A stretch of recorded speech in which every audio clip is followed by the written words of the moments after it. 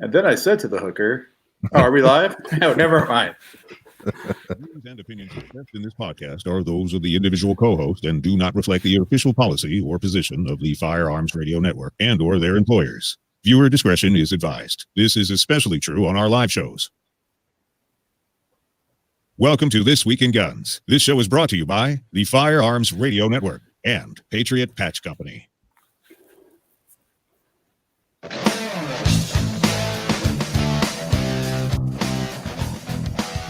Welcome to This Week in Guns. This show is brought to you by the Firearms Radio Network, Patriot Patch Company, and Second Call Defense. This show offers commentary on the latest firearms industry news, information, and buzz. I'm your host, Jake Challand. Before you shop Amazon, go to the Firearms Radio Network Amazon affiliate link on firearmsradio.tv, and a small portion of your sale goes to supporting pro-gun shows. We have a great panel this week. We have Aaron Krieger, co-host of the We Like Shooting Show, the best firearms podcast ever, and the history of podcast according to Jake. Who wrote this? Aaron. Hey, Jake. Hey, Jake. And we have Billy Johnson, entrepreneur, former NRA news commentator, and reclusive retired creator of Admits the Noise. He's not dead, he promises. Hey, Billy. Hey, Jake. How you doing, man? It's been a long time. Been a long time. Good to have you back. Awesome. Thanks, man. Good to be here. So hopefully we can we're not going to trigger any of the people watching this, but we can try. We can try. Yeah. Thanks, Obama. We have Donnie Gates, host of the Adulting with Donnie podcast, co-host of the Gun Shop Guys podcast, former U.S. Army artilleryman and MP, and now serving as a mail escort for the United States Postal Service in Portsmouth, New Hampshire? Portsmouth. Portsmouth. It says Portsmouth. I'm not going to lie. It does say Portsmouth. I mean, it is the mouth of a port, but, we're in New England. We pronounce things weirdly. You got to say it with a New England accent, and then it makes sense. No, I'm not from Boston. So is it like baked beans, New Hampshire? Is that how you pronounce it? Sure. Makes no sense. Hey, Donnie. Good to have you. Thanks for having me, Jake. Patriot Patch Company helps make this episode possible. Head on over and check out the Patch of the Month Club, where you get an exclusive patch, sticker, and artwork card every month with the Patriot Patch of the Month Club, patriotpatch.co.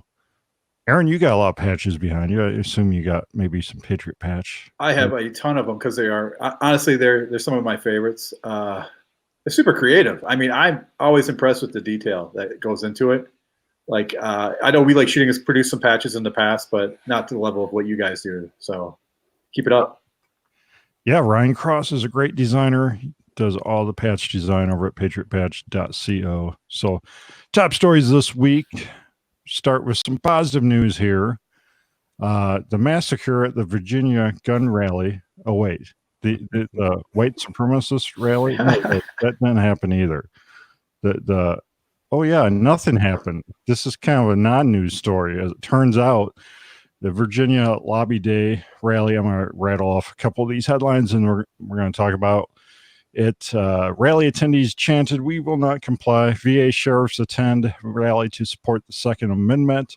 Rally was a great example of diversity despite the narrative from MSM. VA GOP demands briefing ahead of Lobby Day. And so on and so on. Alex Jones attends the rally in an armored vehicle. Yeah. Why?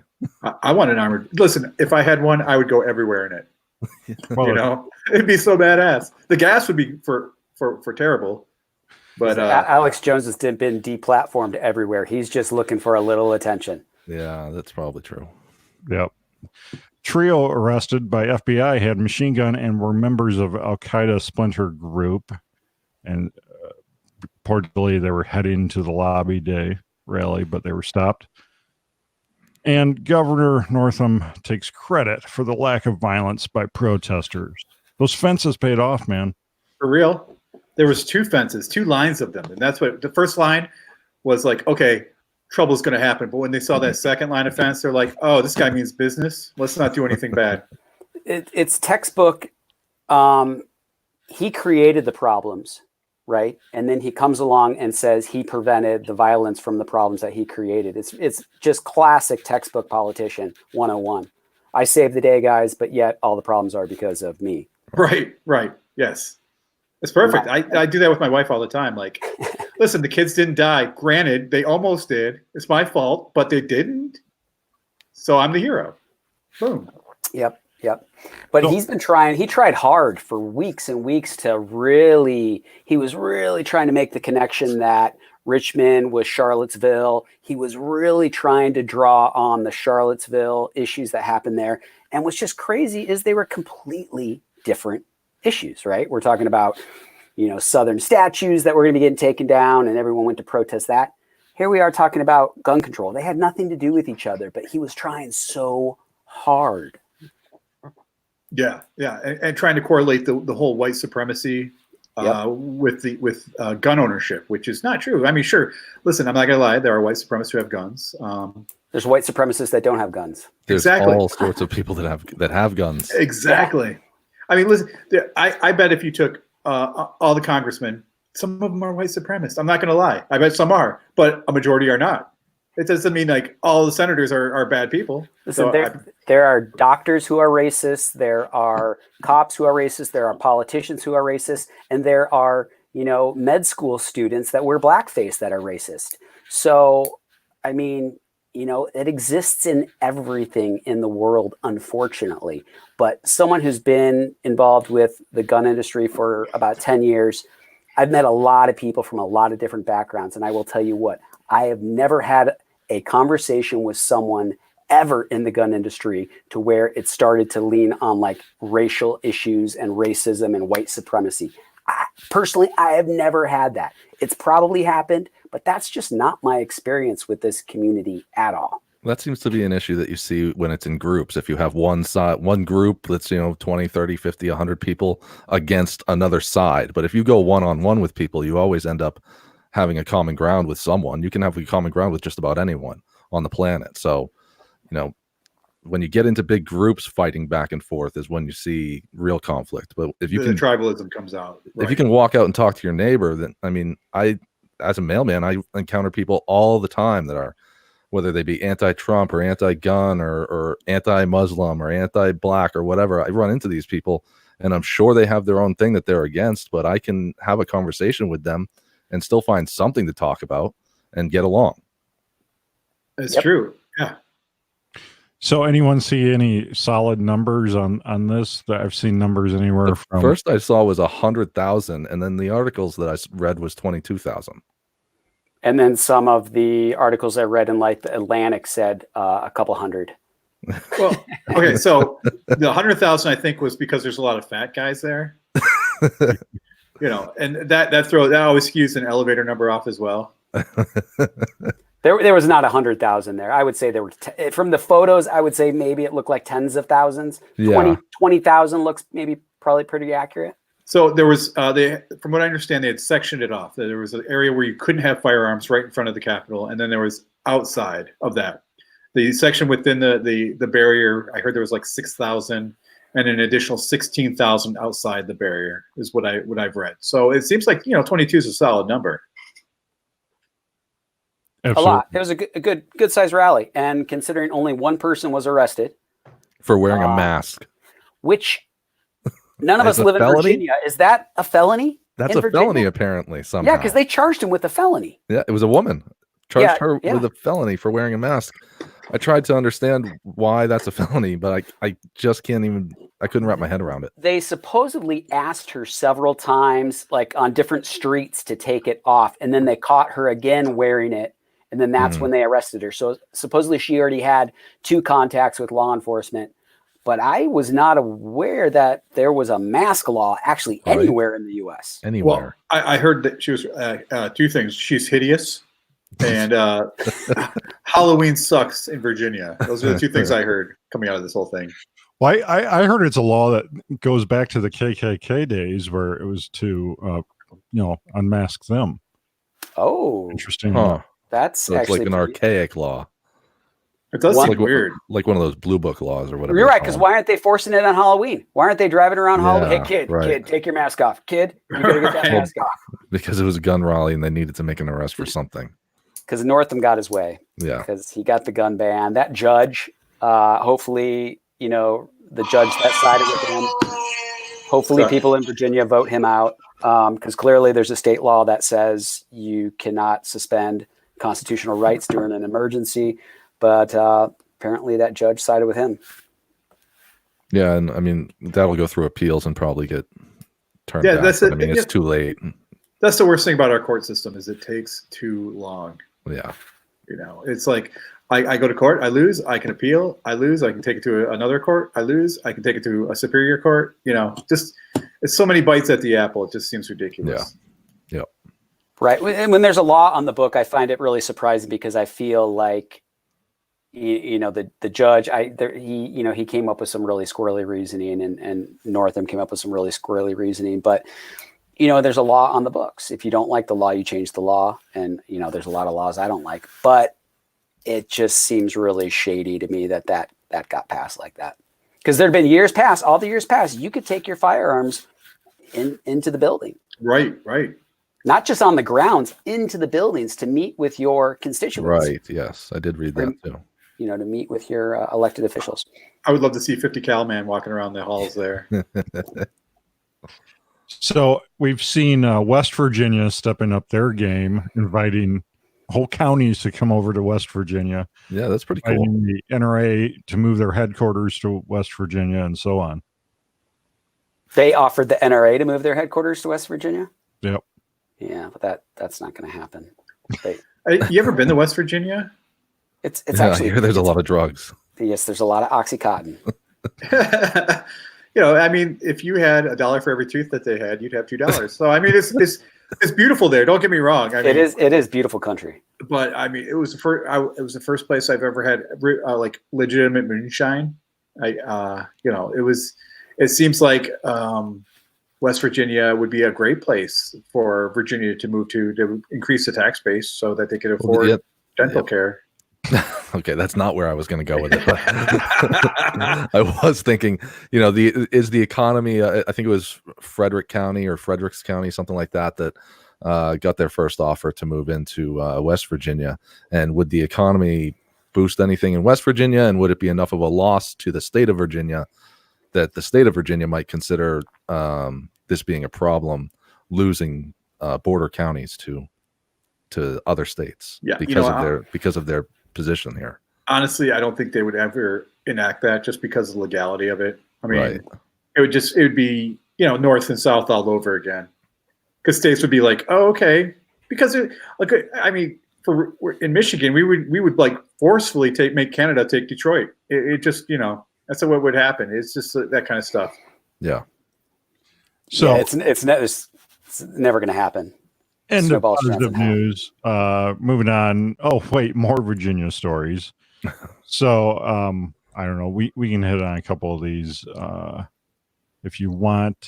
Virginia passes 3 gun control bills. Virginia Dems push ammo tax and seek restrict hunting with dogs. What else you got there? Nothing's off the table. Seriously, they're going to go down the list and they're going to try to get everything they can. That ammo tax is ridiculous. It's a poor man's tax, is what it is. Because only the people who can afford the tax will pay the tax, and people who can't afford it, the less fortunate, the lower income people who have just as much rights as everyone else to own a firearm, can't afford it. And it just doesn't seem fair. Well, that was how the NFA started there with their $200 tax stamp, was that they enacted a $200 tax stamp because it was unaffordable to most people back in 1934. And that, now it's affordable, and luckily they haven't changed now, it. to be honest with you. Any time, in my opinion, anytime you have to pay money to exercise a natural, civil, constitutionally protected right, I feel it's wrong. And it always affects, like you said, low income, typically minority, low income people in parts of the country that tend to have the highest rate of problems, the people that need protection the most. And, most of these laws are coming from Democrats, liberal Democrats, who proclaim that they are the people that support those people. And yet they're trying to make it harder for them to defend themselves. Right. So they're just trying to take care of you. Right. They're just trying to save you. They're trying to take away any way to defend yourself so that you can be more safe. Perfect. That's enough Virginia talk for this week. Plans for 3D printed guns may soon be back online. 2 companion stories for this. 3D printable guns still in limbo. And Connecticut set to challenge on 3D printer gun files. So this kind of stems from the Trump administration changing up who oversees parts of ITAR, moving it to from the State Department to the Commerce Department, and that would relax regulations that previously prevented 3D printed gun blueprints from being posted online. It relax some other things as well, but for argument's sake, we're talking about 3D printed guns here. But now it looks like not just the federal government, but some state governments are trying to jump in here and save us all from the 3D printed gun files.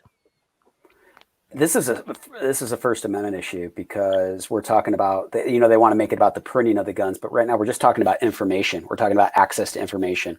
I can go out and get the plans for a nuclear power plant. No one's knocking on my door. There's plans for missiles. You can go and get drawings for missiles. So why can't I have some zeros and ones contained in a data file? It's absolutely ridiculous. And this is fear mongering at its finest.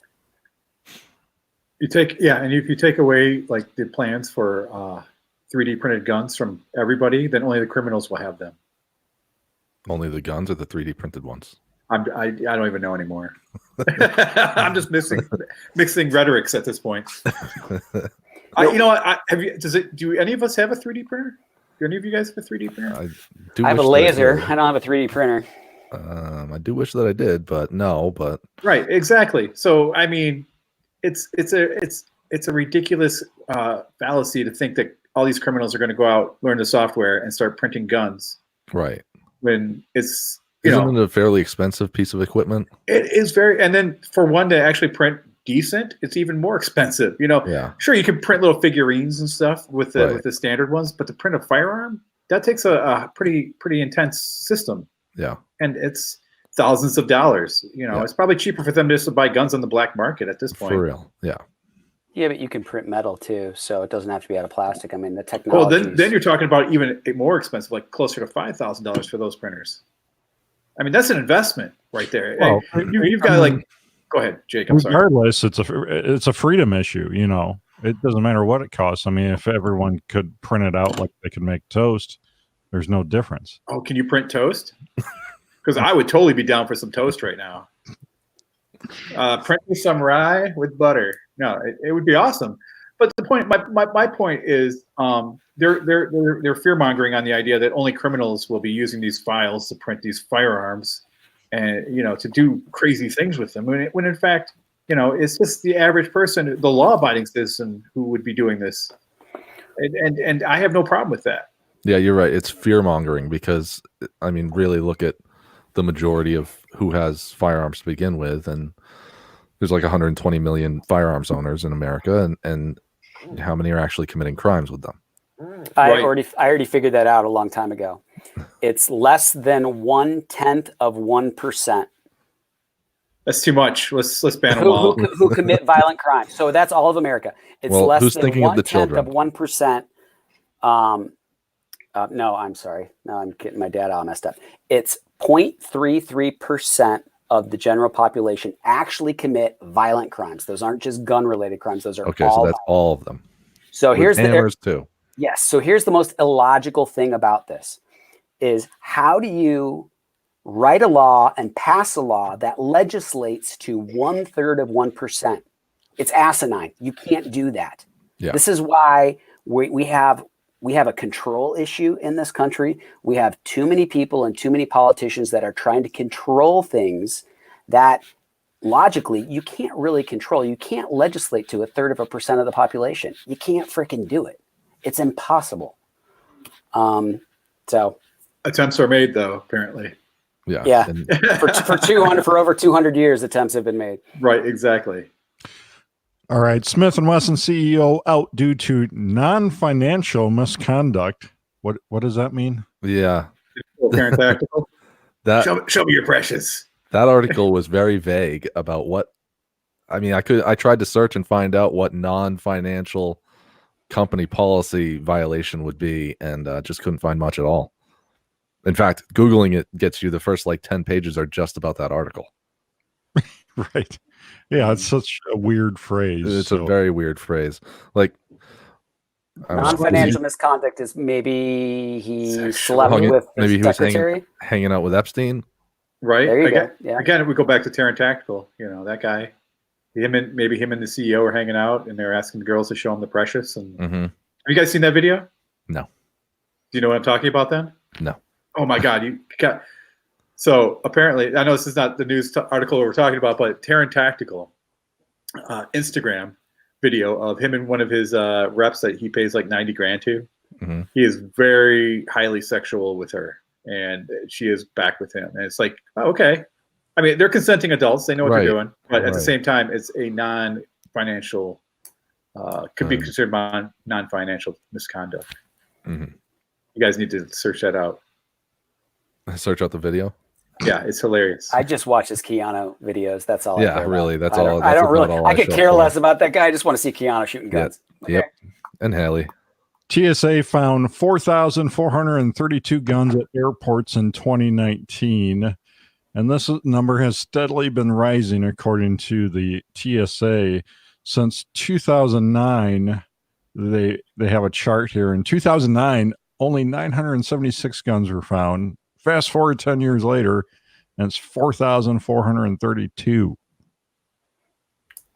So I would like to see that data, because I would be concerned that if they find a magazine, just a magazine, if that's counted as if it's kind of lumped in as a firearm. You know what I mean?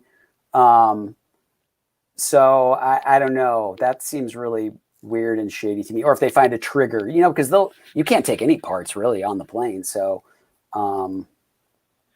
technology has also advanced exponentially since then. With the scanners and the more intense everything. I guess the system in which they search for. I mean, back in the old days, anyone could just walk and watch a plane take off. Now we have to go through so much security just to get to that point. That of course they're going to find more stuff. It's like saying, with an increased police presence, we were able to capture more criminals because you had more people observing looking for the problem. Back then, they didn't have as much people looking for that issue because it wasn't an issue to be looked for. Well, one of my thoughts is that, the last 10 years, concealed carry has just taken off through the roof. And and especially in a lot of these states that are the biggest offenders, like Dallas, Fort Worth, Atlanta, Denver, Phoenix, all these are pretty big concealed carry states. So I don't know, maybe the law of averages has boosted this number up simply because a lot more people have guns on them on a daily basis, and then they don't think about it when they get to the airport, maybe. I think someone's got to do a deep dive in that data. I wouldn't put it past them that they're lumping a bunch of things into that. That would make sense. Seems crazy number. Well, the top 10 airports accounted for 1,000 of those discoveries. So there's like 4,400 discoveries, and the top 10 account for just about 1,000 of them. So Atlanta, 323. So you're saying, almost a gun a day. And it's 278 airports. So top 10 are accounting for a quarter of that. Wow. And the other thing we could be seeing here is this just their terminology or their check boxes they check when they pull something off someone? Like, is it a gun keychain, a gun-shaped keychain? Is it, a piece of ammunition, or, and they're just checking the box for firearm for all of these? Yeah, you're right. It could be one 9mm, round, and that could be considered based on, you're right, how they collect the data. I don't know. Especially for it to rise that much in 10 years. I think someone needs to do a deep dive into that. I don't. First of all, I don't trust the TSA. No, absolutely not. Because that just seems weird. Dems plan on using $50 million to flip red states by the way of gerrymandering. Well, I mean, it's quid pro quo. Oh, no, it's not. It's tit for tat at this point, I think. There's a lot of gerrymandering on both sides. I think gerrymandering is wrong as a whole. I don't think anyone should be doing it. Republican, Democrat. I don't care what the three letters are in front of your title. Knock it off. Knock that shit off. Yeah. Let my vote count. Don't gerrymander it so that it's obviously going to be the winning vote. You know, I want it to be a competition. I don't want it to be, you know, just let's win, you lose. You know, just my thoughts on that. Absolutely. Trump defends or demands that Apple unlock killer's iPhone. Companion story: FBI persuaded Apple to halt iCloud encryption program. Yeah. Nice try, NSA. I'm about as hardcore as it comes when it comes to privacy. And the problem is you start to pull at people's heartstrings when it's like, come on, you know, just make us a backdoor. This guy's a killer, obviously, right? It's always these big cases like the two people in San Bernardino that Apple wouldn't open up their phone. And these certain cases are used to try to get everybody to then put pressure on these companies to open it up. But creating a backdoor for the good guys means the bad guys can access that backdoor. This is why backdoors in technology are a terrible idea. And occasionally you'll come across those cases where someone does something horrible and their phone's going to be a brick. I say that's the price you pay for freedom. It sucks. It does. But come on. I mean, we've already seen what the NSA has done. And it's one reason I'll keep buying Apple products. I mean, as far as I'm concerned, this phone, unless you can try to guess the passcode, which is supposedly possibly how they got into the San Bernardino's phones, because Apple did not help them, and the FBI claims they got into their phones. So did they just have a weak password? Who knows? I wonder if Apple might have, you know, snuck in there and said. You know. I heard they paid like a couple hackers $250,000 to do it. Tim Cook is pretty, you know, Tim Cook's pretty hardcore about that stuff. But, I mean, I'm all about the back door, you know, but in regards to phones, not so much. So you should get together with Taryn. Oh. The edge of precious. These guys are dead, right? Everyone, I mean, they're dead. So what more do you get off the phone? Like, do you really think that you're going to get a ton of intel off of the phone to find some sort of sleeper cell or something like that? Almost all these people are lone wolves. Yeah, it doesn't seem like it'd be worth it, and it doesn't seem worth it to, I don't know. And the same thing applied to the San Bernardino one. Like, were you really going to get a lot more information? I mean, what at best, what were you going to prove? That they were connected to ISIS? Okay, so what? How's that help any investigation from this point? Most of those people aren't connected with ISIS. They're people that watched ISIS videos, and right? And then they just, let the Orlando, what was it, Pulse nightclub guy who pledged allegiance to ISIS, 10 minutes before going in and shooting up the place. Like, okay, he's not really an ISIS member. It's like me, crashing my motorcycle and on the way down saying I'm a Hell's Angel. Yep. But should there be a law that says, if you're a criminal and you're dead, we can hack your phone, and then the companies are obligated by law to do it, or is it? No, absolutely not. Hack the phone all you want. Go hire a hacker to break the phone, but I don't think the government should be able to force a company to open it up. I mean, let's be honest. Google's probably already doing it left and right. Google, I don't trust those people for worth anything. Google will do anything for the Chinese government. So when I at least have a company that stands up and their CEO says, we're not going to do this until they prove me wrong, I'm like, cool, guys, do it. Honestly, I don't trust any company, including yours, Jake. Look, he's in his bunker. Look at him. He's what playing about the something. Postal Service? The Postal Service has been the most trusted government agency for like 50 years. They're like the sixth line of defense. Of course, I trust the USPS. Ish. I prefer the American mail carrier service. American letter mail. What was Lysander Spooner's company? American Mail. You guys don't even know what I'm talking about. No, because it sounds like a strip club. American Mail. He's the first guy that wanted to compete with the U.S. Mail in 1844, and the government put him out of business. And that's when they passed a law that said nobody else can use your mailbox but the U.S. Mail. Ah. I wondered about that. I mean, like, I bought that mailbox. I put it out there. I should choose who can use it. But if another company came along and put something in there, it's a felony. It is. He is correct. All right, so let's get to the SHOT Show roundup here. We got some new products we can hit on, or you guys can bring up anything you want to talk about. Franklin Armory BFS 3 1022 binary trigger, Mepro lights, heads-up display red dot. B&T reveals a new 10mm subgun. Czech Largo Arms competition pistol enters the U.S. market. Transparent colors for their Omni hybrid polymer receiver AR-15. Diamondback's DBX 5.7 by 28 pistol. A new Palmetto AK-47, MP5, and Glock. Yay! So there's a lot of new stuff this year. I'm so down on SHOT Show. Like, everyone's asking me, are you going to SHOT Show this year? Are you at SHOT Show? I'm like, heck no. And I've been just so burned out from really a lot of stuff in the gun industry, but especially SHOT Show and the NRA show. So that's why I haven't gone for a few years. But like this year, I'm like, wow, there's enough like new stuff, cool stuff here that I would have had a good time. And I couldn't say that for the last couple of years.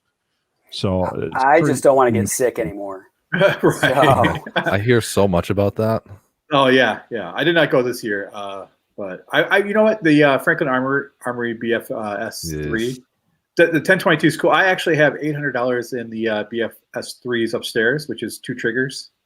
Because they are fucking expensive. I'm sorry, Yeah. Jake. Sorry, God. I tried. They are extremely expensive, and it's ridiculous. I don't know what the 1022 is going to price out at, but it's just, okay, they're cool. You pull the trigger, boom. You let go of the trigger, boom. However, I could, just pulling the trigger faster for $150 seems okay with me. It's the novelty that's charging you $250 extra for. If they made one for a Glock, I'd be okay with that. What does it say? $299? Is that what it is for the? That wouldn't surprise me. The parts kit will be available for $299. Yeah. So the currently they're like $400 for the standard BFS 3 for the AR. They have it for the Scorpion and maybe the AK. No. So I know Scorpion for sure. The AR, and then one other gun. So these, that costs like $100 more than the 1022 itself, which is kind of. Yeah, that's true. I just got my first 1022 last year, so I'm looking at all the different things I want to do with it. Because it's got the wood stock on it, and I want to, do all sorts of stuff with it. I don't know about this binary trigger or not, but it's kind of like buying a 2004 Honda Accord and then like changing out the engine and putting a turbo in it and some nitrous. 2004 Honda Accord. All right, moving down the list. I think Mepro Lights heads-up display red dot has a terrible name. Yeah, definitely. Because it makes me think of the foreskin instead of the foresight. Every time I see it, I'm like, oh, okay. It's basically a little bit of a donger there. Not really impressed. Anything that works with a smartphone, anything gun related that works with a smartphone, I question its first iteration. But you can change the reticles with your phone, isn't Right. Yeah, I see that. So and Sean from We Like Shooting, he got one of these in last week, and he was looking at it, and we were talking about it. He was like, and I asked him, like, can you look? You can change the reticle with your phone, but can you see what you're seeing through the reticle on your phone? He's like, no. And I'm like, well, if they could, then I would be impressed. Right. Otherwise, they just, what if if your phone's not handy and you want to change your reticle? You just use the buttons on the keypad on the thing. So what's the whole point? Right. What's the point? Well, don't you think we're in this phase right now too, though, where everybody wants an app, right? Because you want to claim your tech. I'm a tech gun company, so we're going to come up with an app, and it's too many apps. So this Czech Largo Arms, can't say that. The Alien pistol here, everyone's been talking about this for a few years, and it's finally coming into the U.S. Lancer Systems is bringing it in.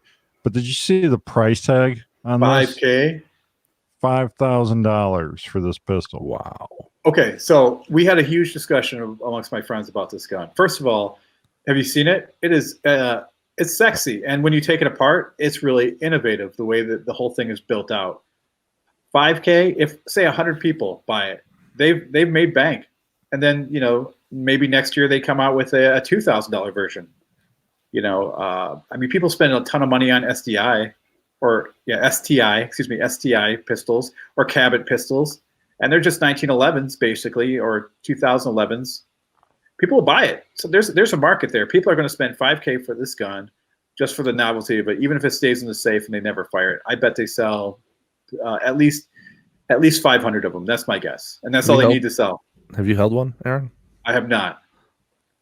But it doesn't look bad. It looks sexy as hell. And yeah, if you ever, have you seen it? I don't know. I'm not looking at the article. Is it all broke? They show it opened up and taken apart. Yeah, I mean, it looks cool. It's got a hell of a lot of side serrations and top serrations. Definitely, on it. Yeah. All about the grip. Super aggressive. All the serrations. Yeah. 17+1 capacity, which isn't bad. No. I don't know much about this company. How big? Do you guys know how big of a company they are? Because to me, could this just be another Hudson? Or Cabot. Well, Cabot does well though, man. I mean, the whole meteorite gun. Yeah.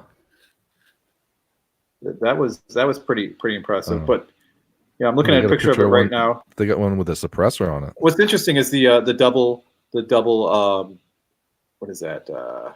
Spring right there, recoil spring. Oh yeah. I thought that was pretty interesting, and just the whole trigger housing setup there. That's really cool too. I don't know. There's lots of other things I'd spend $5,000 on. Lots of other guns I'd buy before I'd spend $5,000 on that. But that's just me. I'm way more practical. Oh, I agree. I mean, if someone gave it to me, yeah, I wouldn't turn it down if someone gave it to me. Right? Yes, they can gladly send me one. Yeah. Let's talk about the ATI see-through AR-15 receivers, the transparent AR-15 receivers. Okay. So you can take it to work and make sure that you're not shoplifting. Like when I first saw this picture, I thought that it was I thought it was much cooler than what it is that I'm seeing now. I thought that it was like like when you fired it and it started to heat up, then it changed colors like a Hot Wheels car. Oh yeah, or hyperwear, that clothing that when you sweat or get hot, your armpits turn red. Yeah. Well, certain guns do turn red if you shoot them enough. Yeah, just hold the trigger back. This is just too gimmicky. Like I don't know. I don't need to see. I mean, you can't even see everything that clearly inside because it's all the item, your trigger and everything's all black parts. So right. What's the purpose? There's no purpose. No. Oh, it's amazing.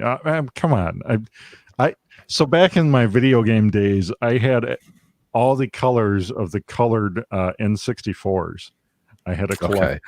Okay. So now I see why you like this. Yeah. I'll be honest. You'll know when your gun's dirty because you'll be able to see it inside. I know when my gun's dirty, when it doesn't work anymore. Right, exactly. What really kills me though is the pictures that they show. It's like, oh, look at this awesome gun, but let's put an A2 grip on there. I've seen so many things that shot, especially this year, pictures of innovative AR platforms or parts or whatnot, and they all have the stupid A2 grip on them. I'm like, what? Right. Yeah, the only thing that really impressed me this year that I was like, oh, I really want it is the Mandalorian lower that they came out with. That made me smile. But who came out with Mandalorian lower? You know what? I don't know. It's a more pricey lower, but it looks really cool. I mean, it's just basically the front end where the magazine well is a Mandalorian helmet. I thought that was clever. Is it that company that makes the skull head lower? No, it's not. It's not. Gosh, I can't remember the name of that company. But no, it's not them. I've never seen a single Star Wars, so. You are. Are you kidding me? You are pathetic, Donnie. You need to go to hell and die. Never seen a single one. Dude, the Mandalorian was freaking amazing. Yeah. See, I'm not the only one. I only wanted to watch the and I'm not a big Star Wars guy. The Mandalorian was I thought about watching one episode because Bill Burr was in it, and but that's about it. I thought that was the best show ever. I'm a Star Wars nerd, and I love that show. I thought it was, and then the speeder bike scene with the two stormtroopers and they're shooting at the can. That was by far the antithesis of Star Wars right there. So, in full disclosure, the only reason I started watching it is the costume designer for Mandalorian bought 2 of my Apogee belts 2.5 years ago, and I sent it to the studio lot that they were doing some of the motion capturing in, and they didn't want to tell me what it was for, and so I was like constantly looking this guy up. What is this guy working on? And then they weren't they didn't make the show, so. That was a buzzkill. I watched all of Mandalorian looking for my belt buckle, and they didn't see it. But it was an awesome show. Oh, it's still worth it. The best thing Star Wars have put out in the last 35 years. Yeah, by far. And I think a lot of that has to do with John Favreau, because I just think he's freaking great as a writer and director.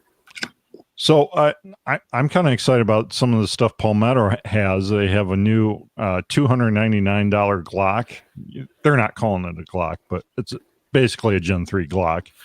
But that's what Glock could have came to the U.S. market as, $299 or less. They chose not to, and now we have this third-party company making one at that price point. I think that's pretty interesting.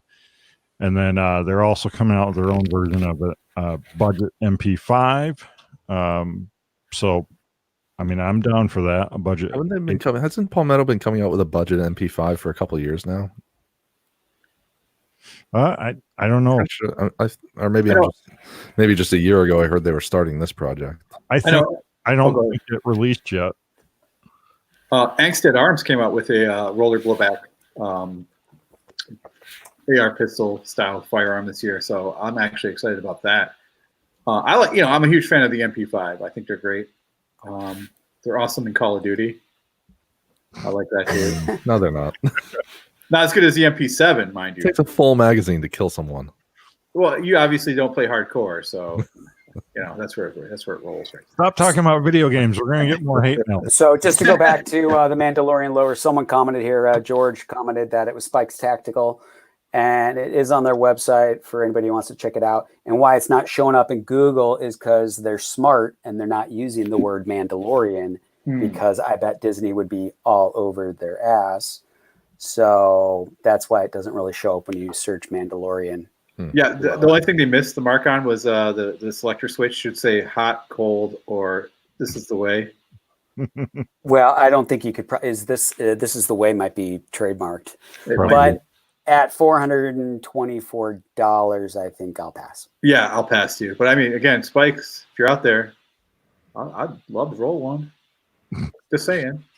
Well, I'm offended. Well, I'm not necessarily offended, but we're to the I'm offended section where somebody's offended about these stories. We got one this week. New Jersey passes law banning realistic toy guns in the state. Thank God at this point. I mean, I was so concerned about those fake looking toy guns that looked real, that had the orange tips on the ends. I mean, at this point, I don't know who to shoot anymore in New Jersey.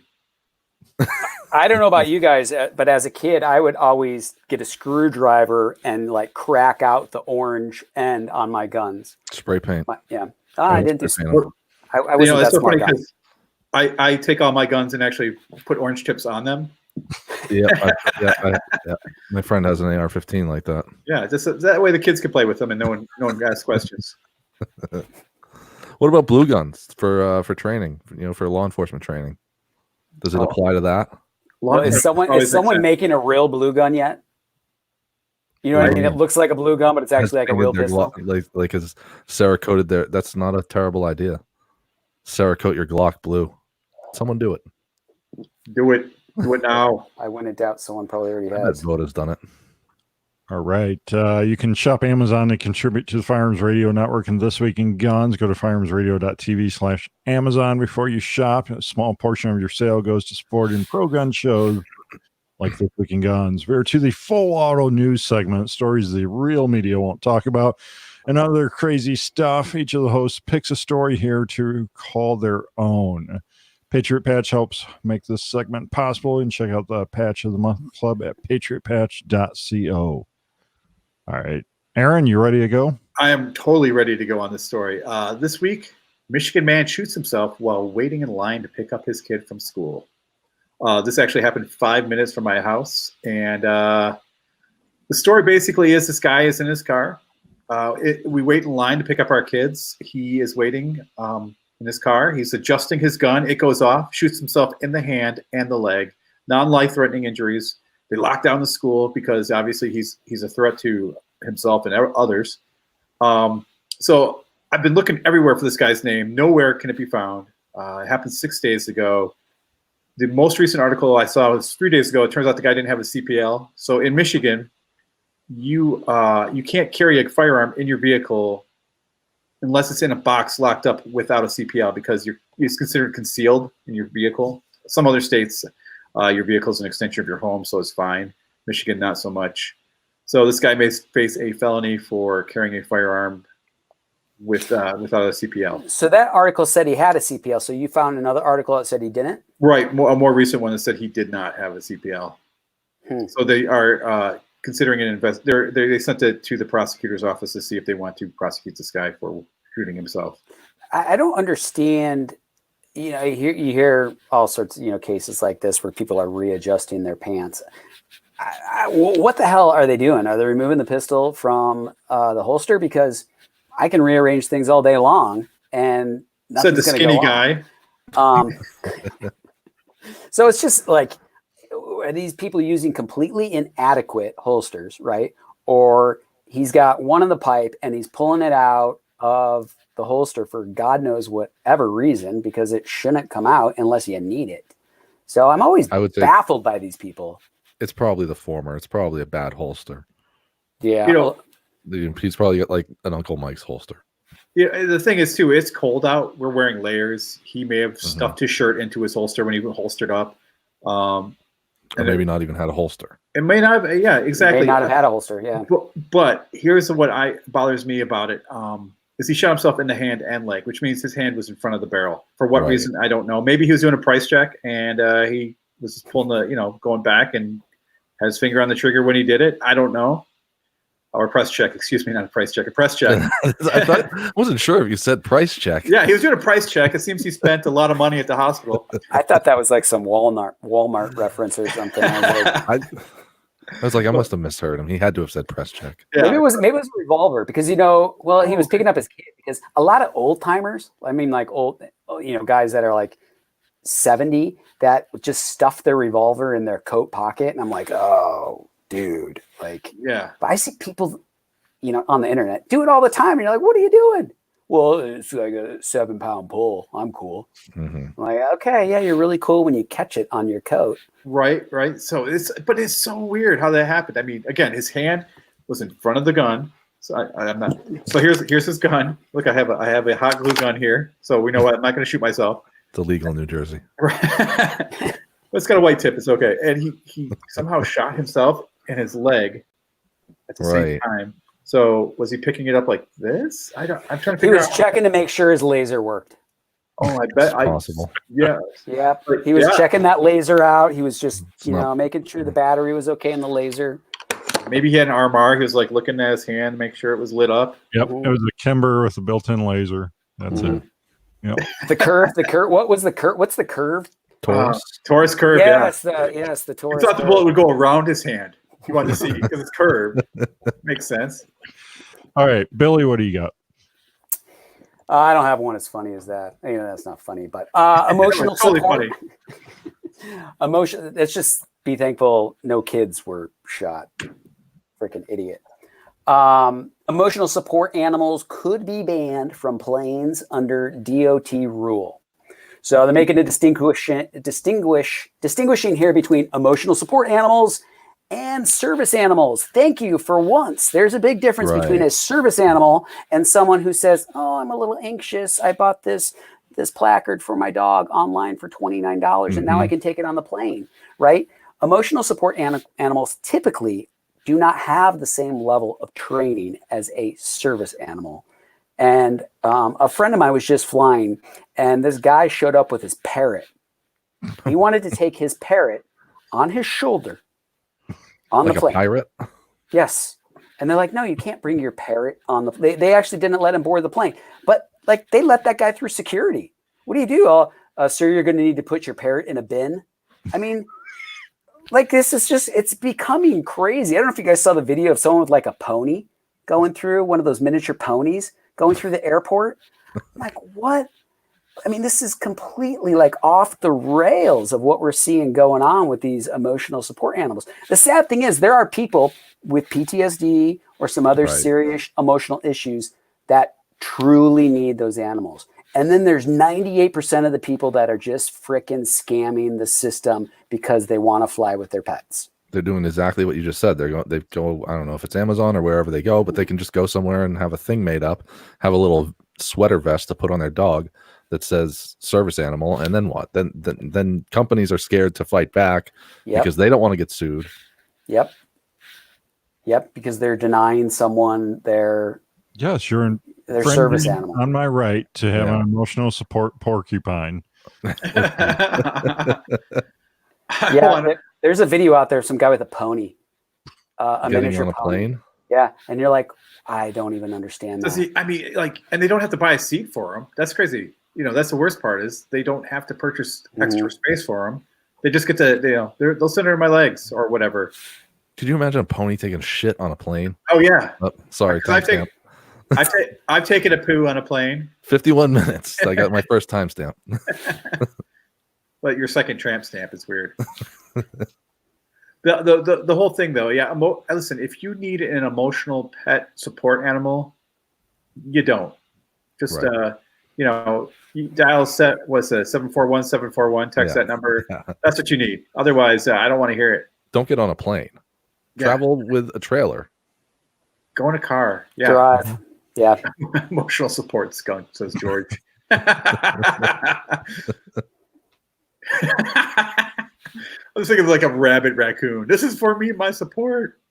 Yeah, it's a terrible idea. Listen, service animals, I can totally understand. Emotional support animals, no, I don't understand that. It's not right.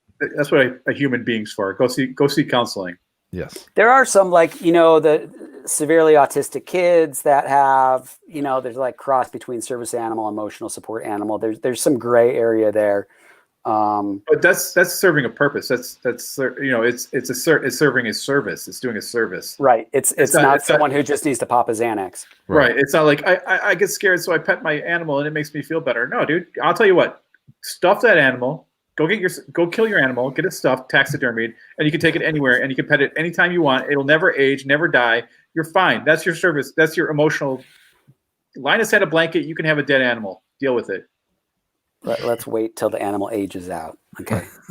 Then you have to clean up after it, and your emotions get all worried. You're like, oh my god, I peed on my floor, and I'm gonna cry. All right, Donnie, what do you got? Oh, what do I got? Pentagon made $35 trillion in accounting adjustments last year alone. So that's more than the entire U.S. economy, and I don't think that most people really understand what even $1 trillion looks like. There used to be a great graph that showed like what a $100 bill looked like, and then that stacked up to make $1,000, and then that stacked up to make 10,000 and 100,000 and so on until you got to $1 trillion. And the amount of money floating around the Pentagon is insane. The budget for the Pentagon last year was $738 billion. 738 billion, and then they had 35 trillion in adjustments. And don't we spend more in 1 year than the rest of the world combined? Right. Yeah. Yes. Yeah. All combined. The entire planet all combined. But yet every politician that gets into office, we always hear about how we need to rebuild the military. Everything. Well, we need to completely rebuild this place. Like, what are we doing with all the money? We need to slow the fuck down. I think our military is like 50, and I'm a former military guy, so I get it. But our military is like 50 years advanced over the next closest military. So can we take a couple of years break here, maybe save some money? Ammo's not cheap, man. How are you going to train everybody? You have no idea what's going on at Cheyenne Mountain at the Stargate program, okay? Yeah, how much of that money is like black money? We don't even know. Right. We don't even know where it's Exactly. going. I have no idea. I mean, someone's got to keep all those alien ships charged. That's There's it, an man. entire there's an entire like black budget that's like $150 billion that they're just like, yeah, here's $150 billion. Do what you want. And don't tell us what it is. We don't want to know. And I get that some of that, I really understand that some of that's important. Some of it is going towards black operations and training for that type of shit. And then also, you know, building equipment that we can't let everyone fucking know about. Sorry, another timestamp. I get that. But $758 billion a year? Yeah, it's insane. It's an insane number that I don't think people really comprehend. No, you can't. I don't think that you can really understand. I mean, not Elon Musk. Who's the owner of Amazon there? Is it Jeff Bezos? Jeff Bezos, yeah. Yeah, $104 billion is what he's worth. He's the richest person on the planet. Yeah, and we spend over 7 times that every year. Uh-huh. Mm-hmm. And he's building rockets to go to freaking Mars. Yeah. I would too. That poor guy's funding his own rockets to Mars. To get out of here. That's how bad it is. It's like there's less taxes on Mars. All right. So I've got new immersive plane crash experience to open. And it has the warning that not recommended for people of a nervous disposition. And so this is built in like a shipping container, but it's built out exactly like a Boeing 707. And I guess this experience is totally realistic that you go through. And the kicker here is that it's you might die in this experience, or you might survive. You don't know. Like, can I bring my emotional support animal with me? You can experience 2 realities, 2 possible outcomes from your journey. And yeah, so once on board, participants will be plunged into total darkness while 360-degree sound and sensory effects will put each audience member at the center of the narrative. Oh, okay. I'm in. Sounds like a lawsuit waiting to happen. I know, yeah. Someone's going to have a heart attack in this thing. Definitely. Right. What country is this in? It's in Europe somewhere, isn't it? Yeah, it looks like it's actually Russian, is it? Right. This is what they do with their military budget in Russia. Oh, it's actually a video. I'm going to turn that off. Anyhow, yeah, I'm sure it's something very progressive. I have a car crash simulator if anyone's interested. It looks like an actual car, and we push it off a cliff. You may live, you may die. It costs $1,000 to try. Who's putting this on? Is it Boeing with their 737? Basically, they just set up a 737 what's it, the Max? Yes. Yeah, the 737 Max. And then they let someone that doesn't actually know how to fly a plane fly it. Right. Yeah. Perfect. Yeah, not the greatest idea. I mean, no. I don't see what purpose does that serve. Like, are you so starved for entertainment that you need to try to die to be entertained? A freaking plane crash. That's like one of my biggest fears. Like, I don't mind flying per se, but takeoff and landing terrify me because I feel like if something's going to happen, that's when it's going to happen. It's the one thing you do where you completely have to give up, and you just like you get inside a tube, right? Mm-hmm. And you have no say over how that tube flies, where it flies. A big can of fart. I try to explain it to my wife about my semen. It's like a big tube, right? And I have no control of where it's going to go. Okay. Maybe a hooker, maybe not. Jeez. But it just where it lands, and I have no say in it. You got to give up control sometimes, and that's exactly it right there. Uh-huh. So I think it's in Tokyo. And it says it's 90 minutes long and costs 30,000 yen. How much is that in American? $10. Yeah, it's actually. Thank you, Billy. Because $272. That's it.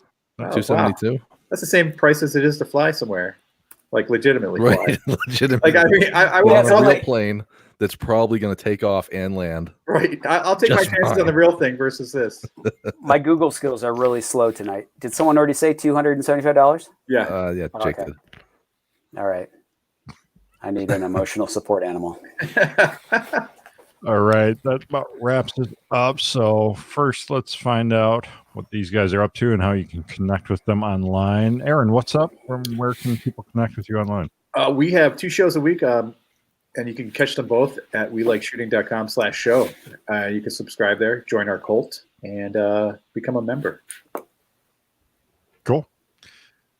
Donnie, what's up? Where can people find you online, see what you're up to? So Twitter and Instagram is Adulting Donnie. Facebook is Adulting with Donnie podcast, and then I host my own podcast, Adulting with Donnie, on usually Friday or Saturday night. And then I also co-host podcasts with my friend that's a gun shop owner and his employee, and that show is called Gun Shop Guys, and that's every Monday night at 8:00. Awesome. Cool. And Billy, it's been a long time. What's up? Yeah, when only place to really find me is Instagram, amidst the noise. So I am potentially working on some new ideas for 2020. I don't want to overcommit yet, but if any of you liked some of my old content I made for the NRA and on my channel, there's a good chance you might see some stuff coming in 2020. And yeah, so I'm going to put some stuff out on Instagram, try to get some feedback from some people, see what they'd like to see. It's not going to be the same stuff I did before.